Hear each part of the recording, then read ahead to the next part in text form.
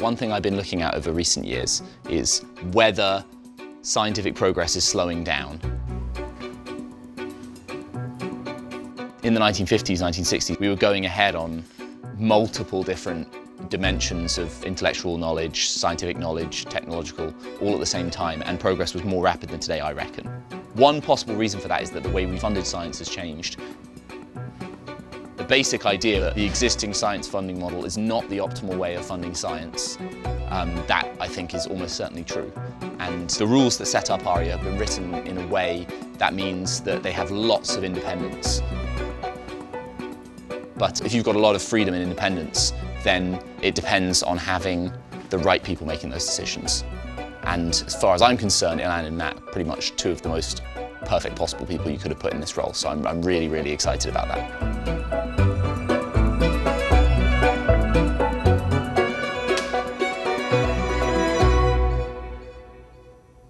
ARIA is a new R&D funding agency set up by the UK government to take ambitious bets on high-risk R&D that can radically benefit the UK and the world. And I think what's important is that ARIA itself is sort of a bold bet. Yeah. So the agency is really a grand experiment set up where the outcomes, which we think are going to be sort of really nonlinear, high-impact transformational outcomes for the UK, will likely only sort of materialize on the order of sort of decades. The UK has one of the highest concentrations of scientific talent and sort of institutional capacity in the world. And yet there's a sense that there probably is a lot more headroom in terms of what is the potential impact that that scientific enterprise can have on society, on the UK, relative to economic growth, quality of life, the entire sort of scientific enterprise. And so the bet is that a new agency that does things differently, that essentially by supporting scientific research in new ways that don't already exist in the system, that we can sort of complement and amplify all of the strengths of the existing system and get different outcomes. I'm very taken with this idea that, it isn't like there is just some pool of projects to be funded that we have to pick the right ones from. Actually, by changing the incentives, you can make things be in that pool that otherwise wouldn't be there at all. And I think that's one of the things DARPA has done extraordinarily well, is to actually shape what is in the pool at all. And I think for ARIA to succeed, we need to do something similar, where we're not just saying like, what's the best idea that anyone's already got? We're actually changing the ideas that people have because of the incentives we create for them. The Defense Advanced Research Projects Agency, or DARPA, funds research in the outer realm of technology. DARPA is credited with developing the building blocks of modern computers. People have compared ARIA to other research agencies in the past, like DARPA, Bell Labs, and PARC. Could you tell us about how this might differ from those and how it might be similar? So DARPA, established in the US essentially in response to Sputnik. In a mass raid, high-speed bombers could be in on us before we could determine their tracks. And then it would be too late to act. Essentially, the mission of DARPA was to create and prevent strategic surprise. And then if you fast forward over 70 or so years, you basically see that it has managed over and over again to drive transformational sort of new capabilities and outcomes with science. Behind this outlet is a Xerox Ethernet cable that links all kinds of different office machines. Let's say you have a Xerox information processor here. Someday you might add a printer over here. Now what's written on this machine can be printed on this machine automatically. Across the nation and around the world via satellite channels. For me, the magic of DARPA really ends up being you find very expert scientists and technologists, and you empower them to be funders of science in a way that is entirely driven by what is their vision for sort of a vector of technological progress that doesn't exist but maybe could, and how can they essentially advance that vision.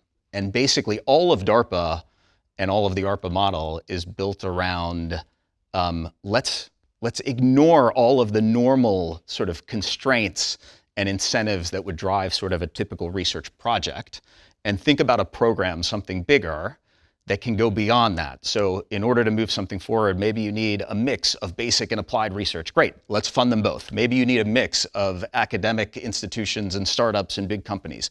Great, let's put those together and let's do it with urgency and in a time frame that matters. And so the idea of sort of, and this is one of the things that I think we're seeing needs to be core to ARIA, is the sense of sort of betting on the judgment and vision of scientific and technical leaders to shape what the agency does.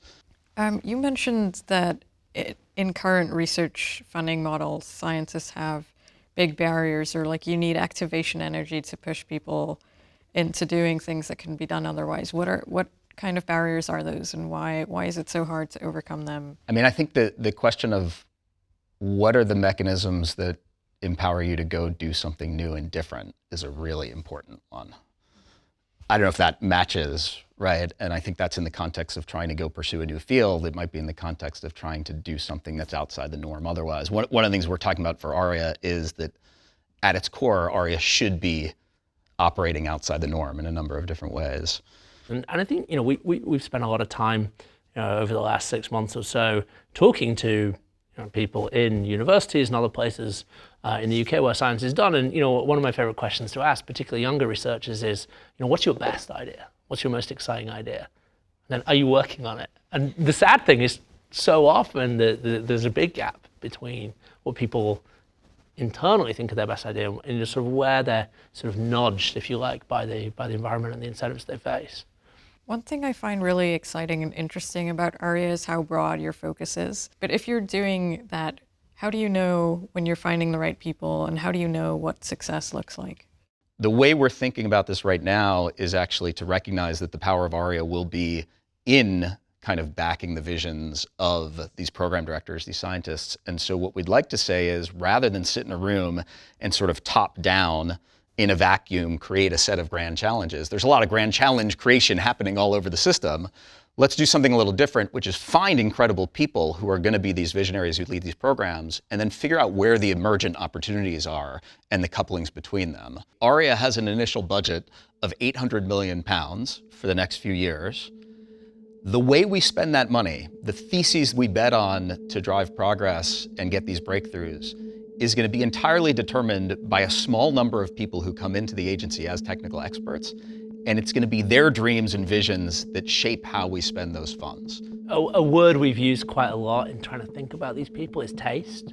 Like, they need to have taste for great science and great scientists. They're going to pick things that are ambitious enough that if they work, they can be one of those defining ARIA projects in the way that, the internet or mRNA vaccines are for DARPA. But they also need to pick the right people. And we don't think that's the same as being great at peer review in the existing science system. There is something slightly hard to articulate about these people's ability to select for brilliant. They need to attract talent. What kind of stuff are we talking about? Are we talking about, like, are you framing an idea as we're going to cure cancer, or is that too broad?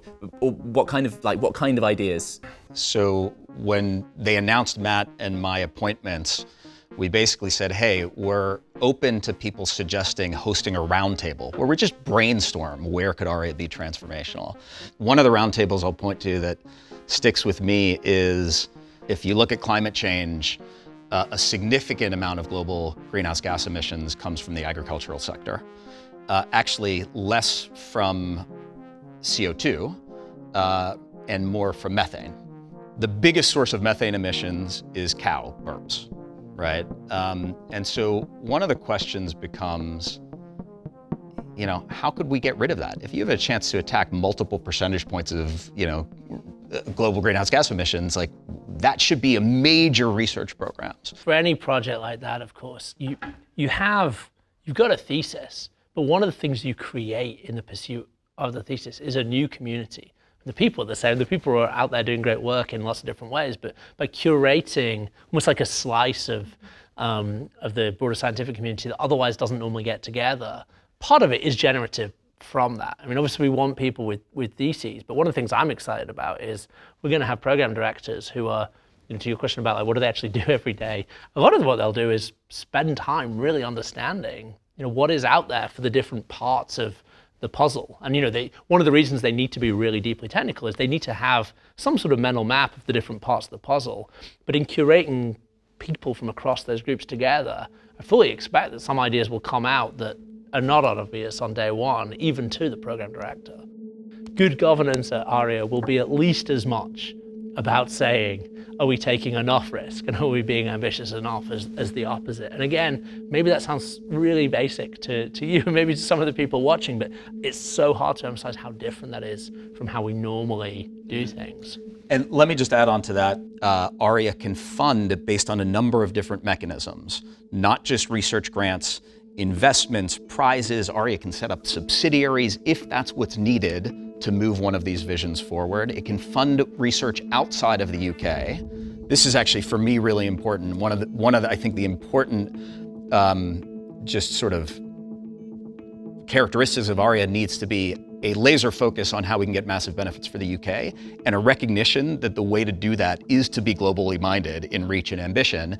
And then maybe the most important one is the ARIA Act actually gives ARIA and signals for everyone this should be an experiment with sort of a decadal time constant and time horizon for impact. And so Parliament basically said the government can't shut down ARIA and actually shouldn't evaluate seriously ARIA's progress until 10 years. And that's critical because as the founding team and leadership, what's the biggest risk?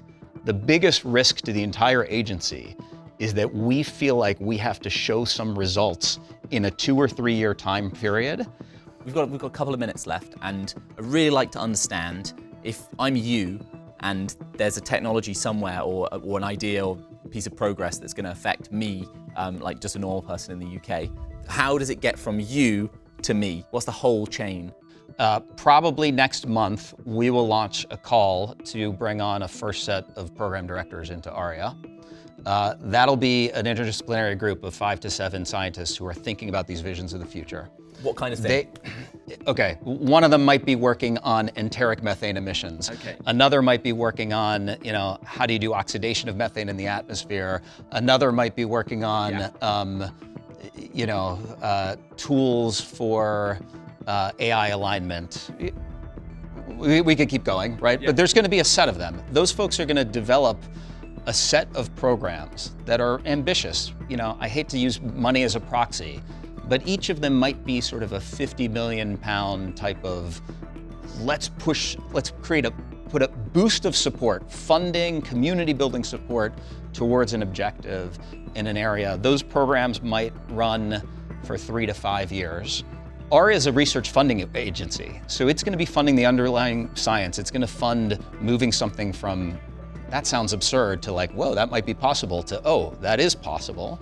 And if we get to, oh, that is possible, the theory of change here is that we've designed a program that proving the possible essentially then catalyzes all of the actors that are meant to do their job in the system to take it and develop the next steps.